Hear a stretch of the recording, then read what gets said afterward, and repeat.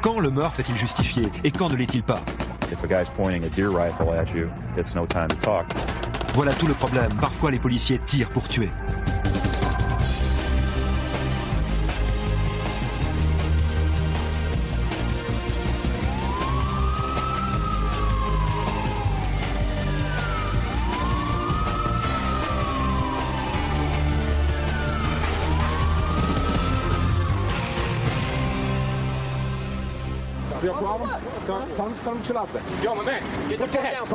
En une année, les policiers procèdent à près de 15 millions d'arrestations.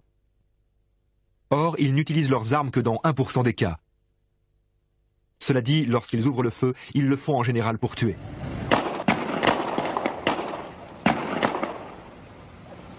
Le policier n'a qu'une fraction de seconde pour estimer la situation.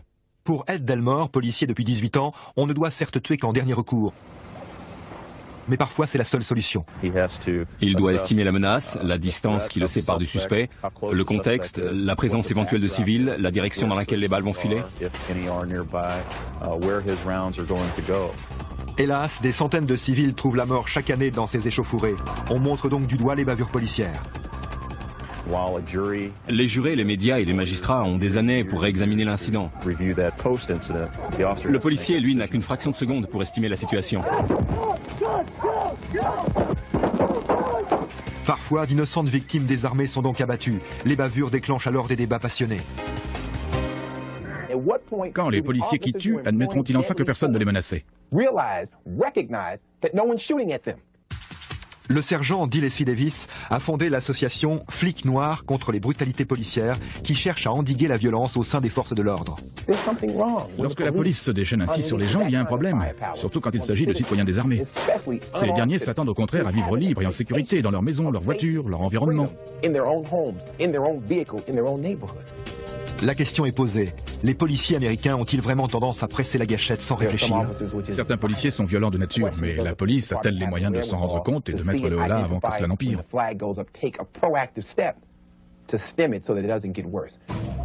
Ou le recours au meurtre est-il la seule réponse pour des agents des forces de l'ordre chaque jour plus exposés au danger? Si un type pointe un fusil de chasse vers nous, on ne discute plus, il faut faire feu immédiatement.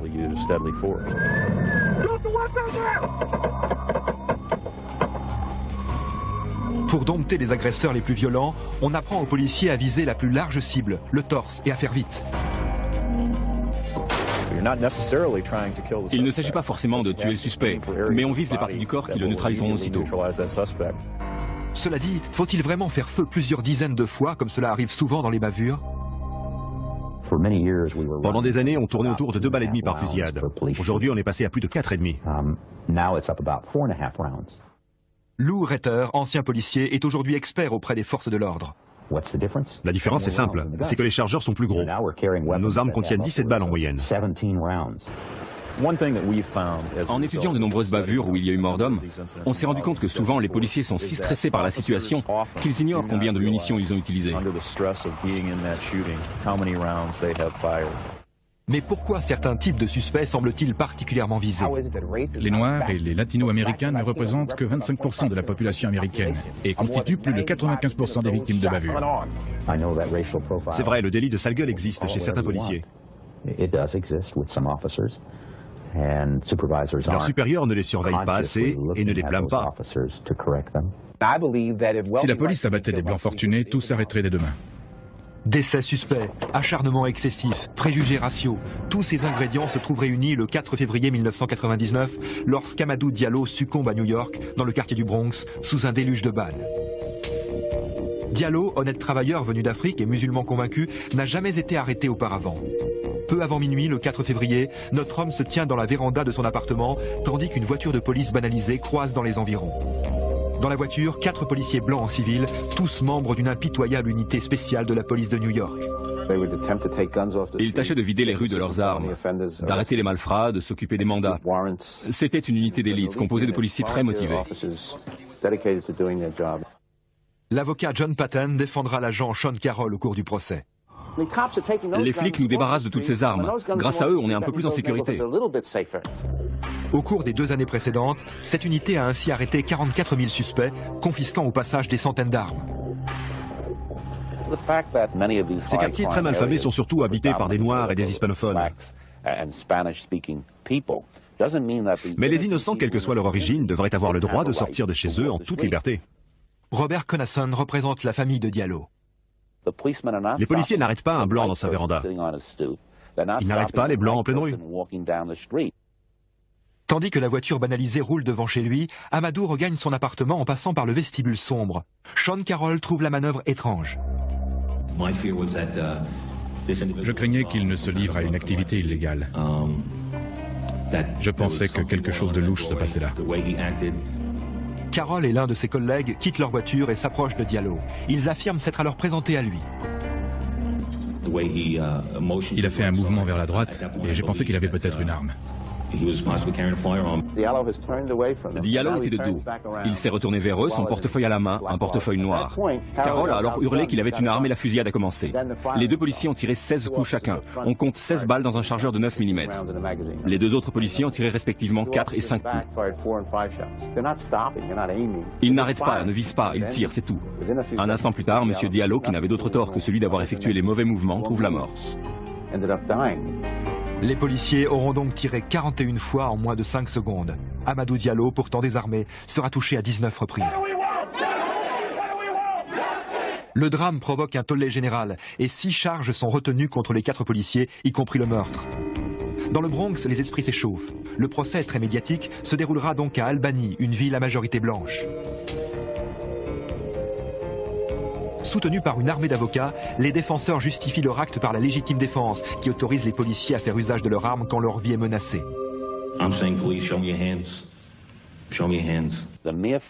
Le simple fait que le policier affirme cela ne prouve rien. Il dit ça à chaque fois qu'il y a mort d'homme. This is a starter pistol. It's an exact replica in all its dimensions of a .25 caliber automatic weapon. It was this type of weapon that Sean Carroll mistook the wallet for. I just held his hand and rubbed his face. Please. Tout reposait sur le témoignage des policiers. Or, ces derniers se sont exprimés avec beaucoup de sincérité.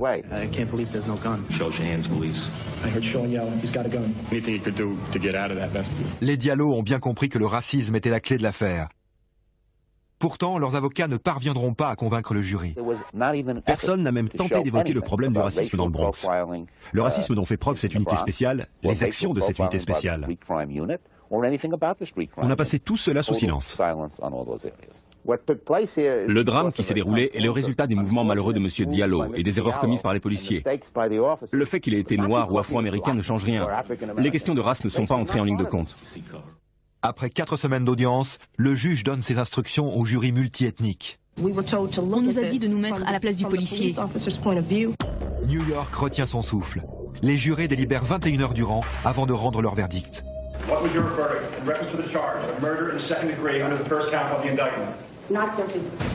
Aussitôt, des manifestations s'organisent et l'on exige une réforme de la police. Néanmoins, les problèmes soulevés par les méthodes des autorités new-yorkaises ne sont toujours pas résolus. Il n'y a pas eu de procès. Telle était la conviction des Diallo. J'ai certes plaidé dans l'intérêt de mon client, mais j'ai aussi parlé au nom de tous les policiers de ce pays.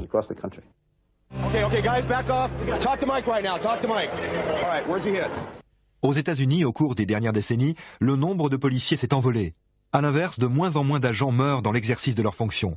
Grâce à un meilleur entraînement et un matériel de protection plus efficace, seuls 45 officiers sont ainsi tombés sous les balles en 1999. En 1974, ils étaient 271.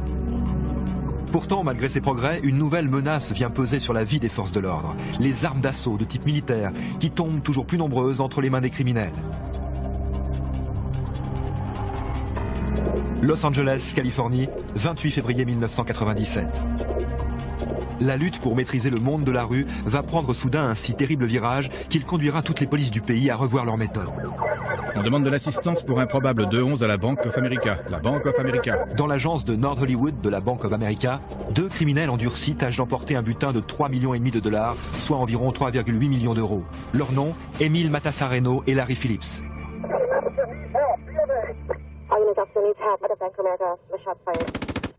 Les 44 minutes qui vont suivre seront les plus violentes jamais vécues par la police de Los Angeles.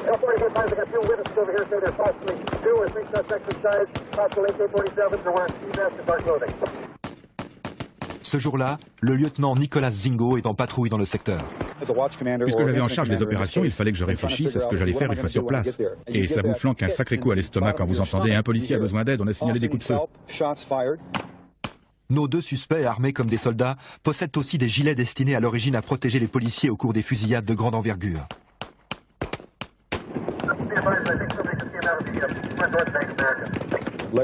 Larry et Emile sortent devant la banque et font feu autant qu'ils peuvent. On n'entend plus que le fracas des armes automatiques.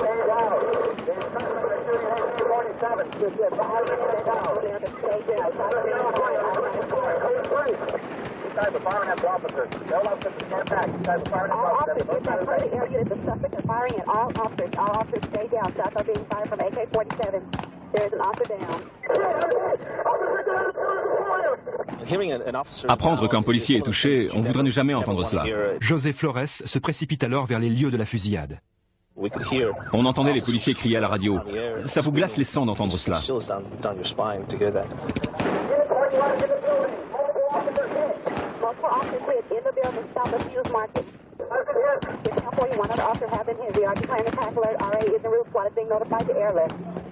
Un agent se rue au secours d'un autre, tandis que des civils se terrent derrière un véhicule de police.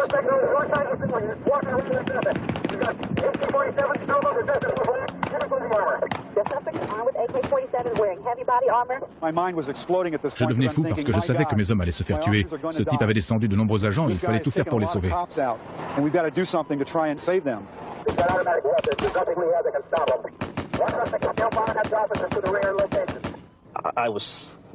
Je n'ai jamais eu si peur de ma vie. Je me souviens du bruit des balles frappant le métal. Et moi je pensais, si j'en prends une dans la tête, je suis foutu. Plein d'une stupéfiante arrogance, voilà que les deux forcenés sortent sans se hâter du parking de la banque. Emile se met à rouler et réalise que Larry ne monte pas. Larry continue de marcher vers l'est avec son AK-47. Mais l'arme s'enraye et il la jette sous un semi-remorque garé au bord du trottoir. Pour sa part, Flores se dissimule derrière une Cadillac marron, tandis que Phillips se tire à tout va avec son arme de poing. Je décide alors que le mieux pour moi est d'attaquer Phillips pour l'attirer. Il se met en effet à tirer dans ma direction et entre nous deux, le duel s'engage. J'avais l'impression de me retrouver dans Terminator avec ce robot invincible. On lui tire dessus, on le touche, on fait tout ce qu'on peut pour l'arrêter, mais rien n'y fait. Je devenais fou de peur, je me disais, mais qu'est-ce que j'ai fait? Comment je me suis retrouvé là? L'échange de coups de feu ne dure que quelques secondes, mais pour Flores, il semble durer des heures. J'ai vécu toute la scène au ralenti. Quand j'ai vidé mon dernier chargeur, je voyais la balle sortir du barillet puis engager sa course. Par bonheur, la dernière balle de Flores se ferait un chemin dans le gilet protecteur de Phillips. Phillips est bel et bien mort. Le SWAT, l'équivalent de notre GIGN, peut alors se charger de son complice, Emile Matassareno. Emile se dirige à présent vers Archwood. De nombreuses voitures viennent dans sa direction et il les heurte exprès pour les arrêter puis les réquisitionner. C'est ainsi qu'il s'empare d'une vieille camionnette. Le conducteur s'enfuit alors qu'Emile installe ses armes et ses munitions dans le véhicule. Les hommes du SWAT, dans une voiture Pi, foncent pour tenter de sauver un policier d'une mort certaine. Mais ils n'ont pas compris qu'Emile est en train de charger ses armes. Il les repère, le SWAT le repère aussi, ils sortent de leur voiture, arme automatique au poing et engagent la fusillade.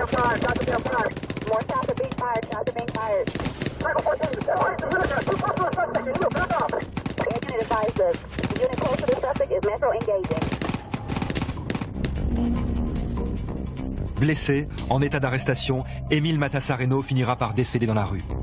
Les deux forcenés auront ainsi tiré quelques 1100 projectiles, blessant 10 policiers et 7 civils. Mais enfin, le drame est terminé. À mon avis, ce qui s'est déroulé ce jour-là est une pure manifestation du mal. Ces hommes ne ressentaient rien, se moquaient des conséquences de leurs actes. Ils étaient le mal personnifié. Après la tragédie, on nous a enfin autorisé à porter des calibres 45 pendant les patrouilles. On a pu également utiliser des munitions plus puissantes. Celles-ci permettent de transpercer les gilets pare-balles. On a aussi entraîné davantage nos hommes et on leur a donné de nouvelles armes. Il s'agit de fusils semi-automatiques qui s'avèrent très efficaces contre les gilets pare-balles ou lorsque le suspect se tient à bonne distance. Aujourd'hui, le nord d'Hollywood a retrouvé son calme, mais les plaies, tant morales que physiques, ne se referment pas. Je suis venu ici plusieurs fois pour voir ce qu'il voyait pendant qu'il me tirait dessus, pendant qu'il tâchait de me tuer et de tuer mon partenaire. Rien que ça me donne des frissons, rien que d'y penser. Cet homme tentait de m'enlever à ma famille, de m'enlever à mes enfants, de m'enlever à mes collègues. C'est ici que tout cela s'est déroulé. Presser sur la détente ou au contraire retenir sa main, la décision n'est jamais plus difficile à prendre que lorsque des otages sont impliqués. Dans ce cas, il ne s'agit plus de savoir si, mais de déterminer quand. C'est ainsi qu'à Salt Lake City, un kidnappeur déchaîné va venir provoquer les policiers en retournant son arme contre son otage.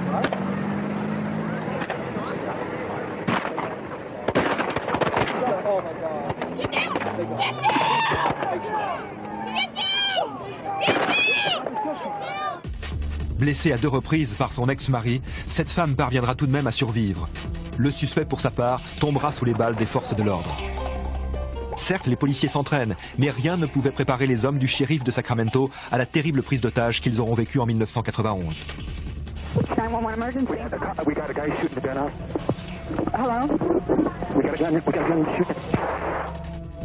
À 15h30, 3 frères et l'un de leurs amis, armés de pied en cap, prennent d'assaut un magasin d'informatique.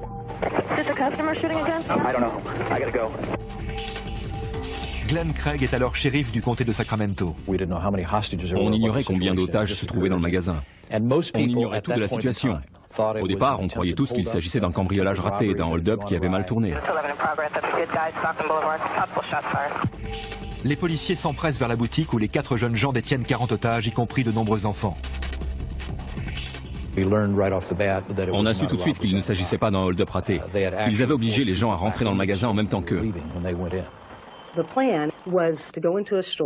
Ils avaient prévu d'investir un magasin bondé, de négocier avec le shérif pour qu'on leur octroie un hélicoptère, des gilets pare-balles et des armes. Ils voulaient rejoindre les résistants au Vietnam. Linda Parisi, avocate commise d'office, défendra plus tard le chef de la bande, Loy Cac Nguyen. Ce réfugié vietnamien rêvait de regagner son pays pour lutter au nom de la liberté. Ils avaient prévu d'entrer dans la boutique et d'appeler le shérif. Ils étaient sûrs que ce dernier ne tenterait rien contre les citoyens américains. On n'était pas sûr de grand-chose. Vu leur accent, on se doutait qu'il s'agissait d'immigrants dont l'anglais n'était pas la langue maternelle.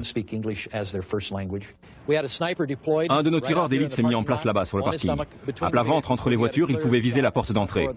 Notre poste de commandement se trouvait du côté de ce qui est devenu aujourd'hui la Wells Fargo Bank. Un premier policier entre en contact avec Loy. Sergeant Gomez, Sacramento County Sheriff's Department. Okay. You want to give up, is that correct? No, we don't want to get up. We want to trade. Listen to me for a minute. The store is around... One more. Wait, one more. And you better tell the fuck out there, don't shoot me. I want to shoot you here. No, we don't want anybody shot. Yeah, I don't want any shot too. Okay, so what is it you want? Okay, I want to trade 1 people for 1 proof. Les forcenés exigent un gilet pare-balles. Un policier le leur apportera donc, presque nu, afin de prouver qu'il n'est pas armé. D'abord, cela nous permettait de faire sortir les femmes et les enfants du bâtiment. Ensuite, notre homme allait pouvoir nous indiquer le nombre des preneurs d'otages et le type d'armes en leur possession. Hélas, les barrières culturelles et linguistiques ne font qu'accroître les tensions et le danger.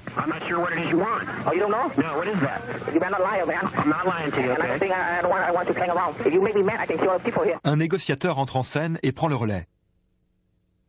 Les membres du SWAT, de leur côté, pénètrent dans la boutique depuis un bâtiment voisin. Ils commençaient à ligoter les otages avec des cordes devant la porte d'entrée pour qu'on puisse les voir de l'extérieur. Les heures passent. La tension est à son comble, tandis que les malfrats réclament de l'argent et des gilets pare-balles supplémentaires.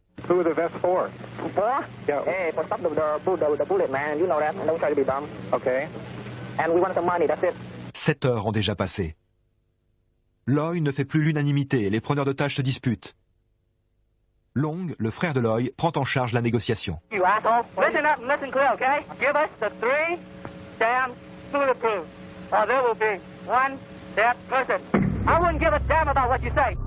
Long ne tarde pas à mettre sa menace à exécution. Il tire sur Sean McIntyre, l'un des otages. Ils ont blessé un otage à la jambe, puis ils l'ont envoyé nous dire qu'ils allaient tuer les autres.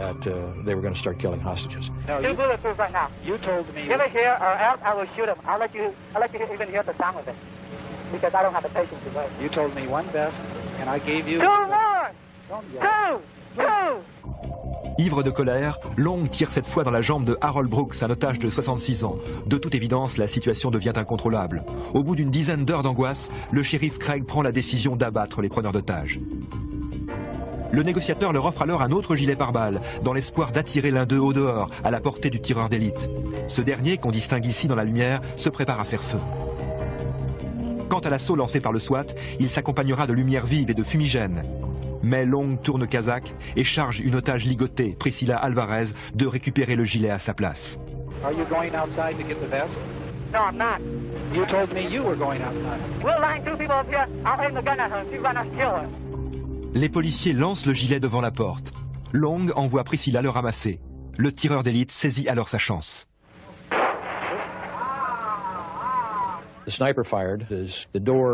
Il a tiré au moment où la porte se refermait. Sa balle a brisé la vitre. Dans la confusion qui s'ensuit, 2 otages parviennent à s'échapper. Hélas, les autres n'ont pas cette chance.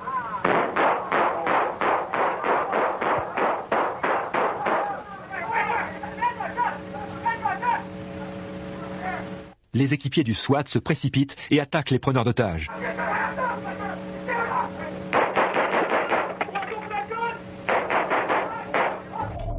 Le bilan est lourd. 2 otages sont morts, 10 autres blessés. Quant aux malfrats, 3 ont succombé. Lloyd est le seul survivant. Celui qui s'en est tiré portait le tout premier gilet pare-balles qu'on leur avait fait parvenir. Les choses ne sont pas claires. Comment a-t-on pu en arriver là? Et fallait-il vraiment choisir de les abattre? Cette décision n'a-t-elle pas au contraire provoqué la fureur de Long? Nous ne connaissons pas les réponses à toutes ces questions, et hélas, nous ne les connaîtrons jamais. Et si on s'y était pris autrement? On aurait pu installer 2 tireurs d'élite au lieu d'un, afin de disposer de 2 angles différents. Mais à part cela, à la réflexion, je pense qu'aujourd'hui, je reprendrai les mêmes décisions. Aujourd'hui, ces 10 heures de cauchemar continuent de hanter la mémoire de Glenn Craig. Ce que je me rappelle le mieux, c'est le bruit des balles à l'intérieur du magasin. Bon sang, personne ne doit...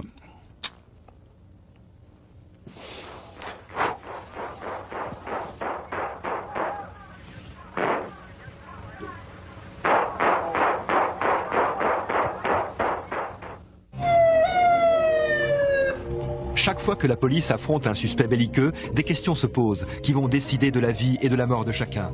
À quel moment les policiers ou les civils se retrouvent-ils en réel danger? Et quand faut-il se résoudre à appuyer sur la détente? Voici les policiers de Salinas face à un jeune voleur présumé de 21 ans. Ils ignorent quelle arme il porte sur lui, si tant est qu'il en ait une.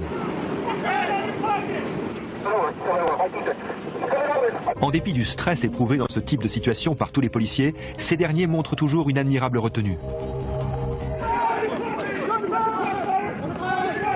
Alors que les hommes poursuivent le suspect, l'un d'eux décharge son arme par accident. Par bonheur, personne n'est touché.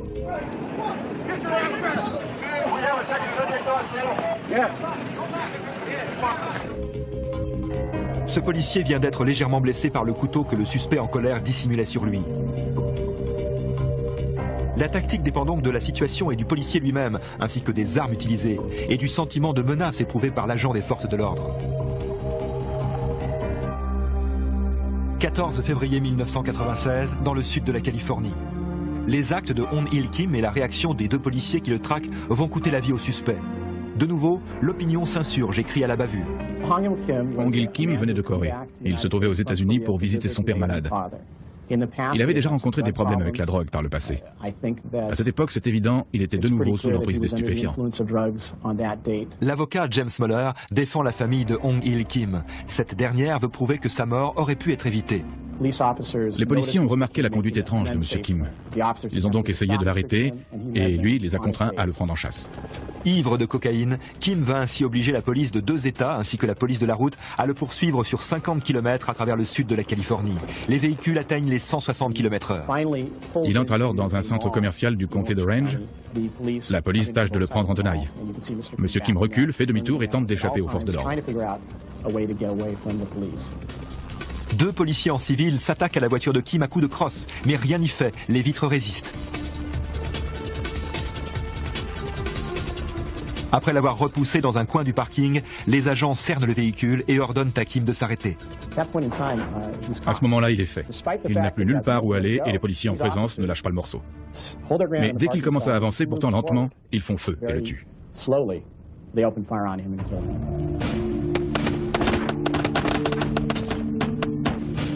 4 policiers vont ainsi tirer quelques 26 balles en quelques secondes, atteignant Kim à 13 reprises. Ces 4 policiers ont estimé que leur vie, comme celle des civils alentours, était en danger. S'ils n'avaient pas tiré, un innocent serait mort. Quand les policiers ont vu la voiture s'avancer vers eux, ils ont aussitôt su qu'ils devaient tirer ou se faire écraser. La question est la suivante. Le meurtre était-il justifié? Ou alors les policiers se sont-ils mis eux-mêmes en situation de danger? Dans ce cas, ce sont leurs mauvais choix qui les ont amenés à tuer. Lou Retter, dans la police depuis 20 ans, est convoqué en tant qu'expert à la demande de la famille Kim. Ces types en civil se sont jetés dans la mêlée comme sur une piste d'auto-tamponneuse. En tant qu'expert, j'affirme qu'ils n'auraient pas dû arriver là à pied. Ça n'était pas leur place. Ils se sont mis en danger de manière inconsidérée. Retter et Muller ne minimisent certes pas la responsabilité de Kim dans cette affaire qui semblait presque provoquer la police. Mais pour être juste, je dois aussi considérer l'action de la police. Les policiers sont des professionnels aguerris. On leur apprend à affronter les drogués et les suspects affolés qui se comportent de façon anormale. S'ils s'y étaient pris autrement, M. King ne serait pas mort. Personne n'était en réel danger au moment des faits. Non, il n'avait aucune raison valable de le tuer. This driver will come back here for a second, I'll tell you why. You got stopped. How's it going tonight, man? You been drinking tonight? Au cours de leurs entraînements, les policiers apprennent à rester en alerte pendant chaque intervention. Jamais ils ne doivent relâcher leur attention. Since you've been drinking already, I want to make sure there's open alcohol. There's any weapons in there that are going to hurt me at all? No. No guns? Is there any drugs in there? No. Nothing like that at all? Okay. Tandis qu'il fouille ce véhicule à Collinsville, dans l'Illinois, notre agent se rappelle soudain qu'il faut toujours se méfier des opérations dites de routine. Get on the ground! Get on the ground! Stay on the ground. Keep your hands up above your heads, all right? I can't tell if it's a real gun or not.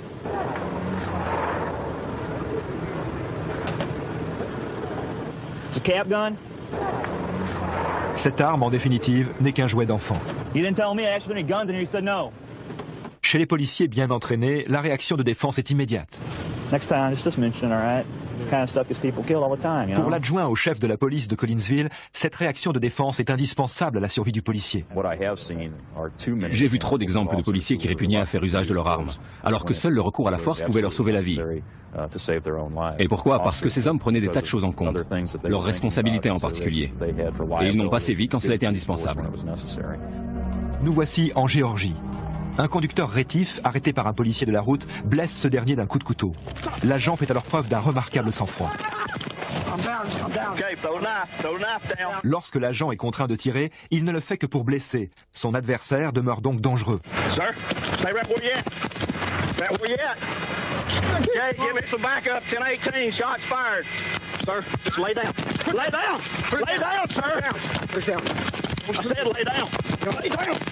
You still got the knife. Where's your knife at? Where is it? Lay down. What's your problem? I'm afraid of you. Why? You pull a gun on me? With a knife coming at me, yeah. Notre policier finit par maîtriser le suspect et lui passer les menottes. Il s'en tire à très bon compte. Everything's gonna be okay. I got an ambulance coming. Just behave. Dès que les armes parlent, le danger s'intensifie. Nous sommes cette fois à Cedar Hill, dans le Texas. Aaron Barnes tâche de maîtriser un conducteur au comportement suspect en attendant les renforts. Mais son erreur pourrait bien le mener au drame.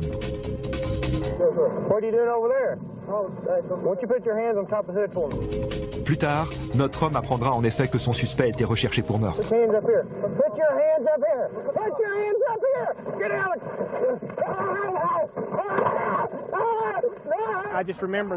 Je me rappelle le choc que j'ai ressenti quand il s'est retourné.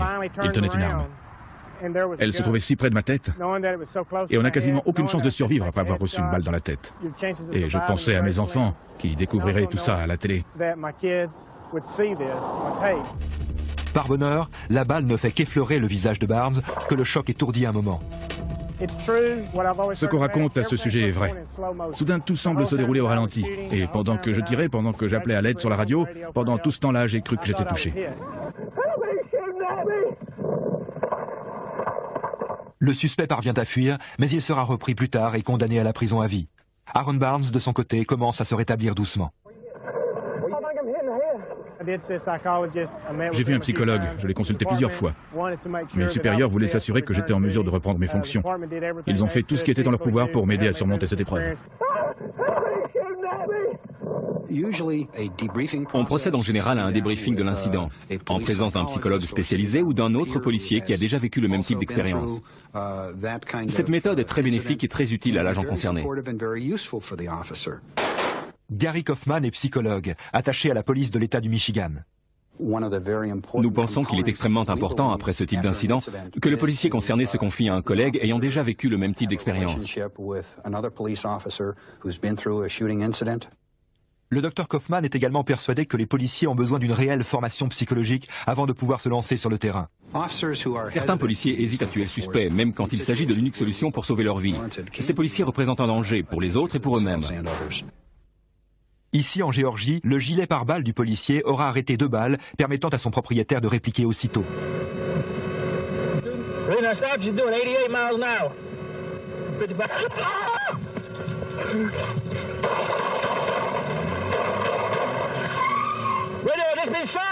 Selon le docteur Kaufman, grâce à une formation psychologique adéquate, le policier éprouvera de la satisfaction et non plus de la honte lorsqu'il aura abattu un suspect en cas de force majeure. On les entraîne sans relâche à apprendre à tirer pour tuer. Ainsi, ils se trouvent mieux préparés psychologiquement. Préparé à affronter, comme ici, en Caroline du Nord, ce forcené surgissant de sa retraite pour faire feu sur les membres du SWAT.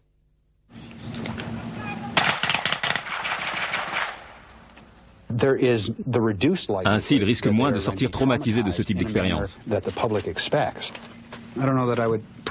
J'ignore si à leur place je souhaiterais que la formation psychologique prenne le pas sur le gilet pare-balles. En fait, si j'étais policier, je voudrais bénéficier des deux. Certes, des drames tels que celui dont Amadou Diallo a été la victime font la une des journaux. Pourtant, les forces de l'ordre enregistrent de moins en moins de morts du côté des suspects.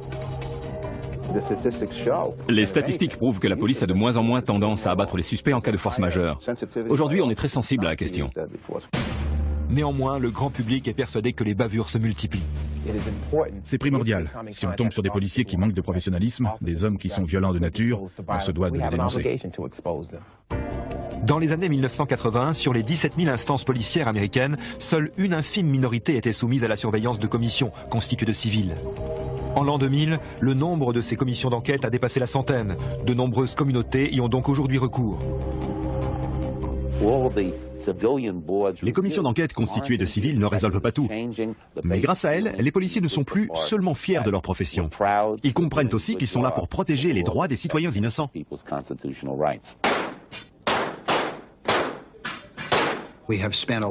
On a passé beaucoup de temps à entraîner les policiers au tir. En revanche, on a négligé de leur apprendre à gérer les situations de crise, les conflits et les interactions entre les personnes. Il faut leur montrer comment éviter qu'une situation tendue ne s'envenime et ne les oblige à tuer. Pour beaucoup, une telle formation se doit de gommer les préjugés raciaux. Les Noirs et les Latinos arrêtés par la police se sentent nerveux. Ils ont de quoi, car c'est un fait établi. Si un policier a peur de vous, il a tendance à vous tirer dessus.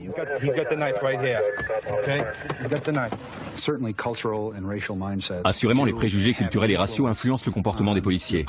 On intensifie donc notre formation dans le domaine de la diversité culturelle.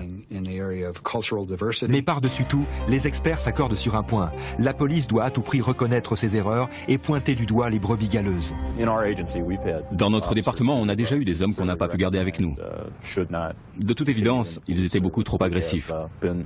Si on veut faire œuvre utile, il faut à tout prix surveiller de près ce genre d'individus. J'ai étudié, c'est énorme. J'ai examiné 5 ou 6 000 cas de meurtres perpétrés par un policier. Et pourtant, jamais je n'ai entendu de témoignage officiel où un agent aurait déclaré « J'ai pété les plombs, je n'aurais jamais dû tirer ». Au contraire, ils s'efforcent toujours de rationaliser ou de minimiser la gravité de leurs actes. Dès qu'un officier fait preuve d'une violence excessive, il doit être aussitôt relevé de ses fonctions. Et surtout ne jamais être réembauché par un autre département. J'ai fait le tour et je lui ai parlé. Il m'a regardé et passé la vitesse. Je me suis mis à tirer en évitant le véhicule. Toujours est-il que la décision de tuer revient toujours, en dernière instance, au policier en pleine action. Le policier parcourt les rues et soudain il doit décider en une fraction de seconde. Il faut le comprendre et lui accorder dans ce cas une certaine liberté d'action. Après seulement on peut évaluer si son geste était justifié ou non.